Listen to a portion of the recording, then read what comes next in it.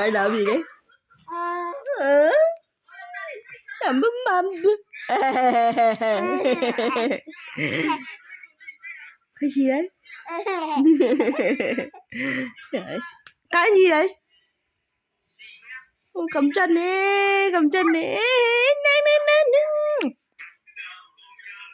Cái gì? Có cái gì? Anh nêu nêu cái gì?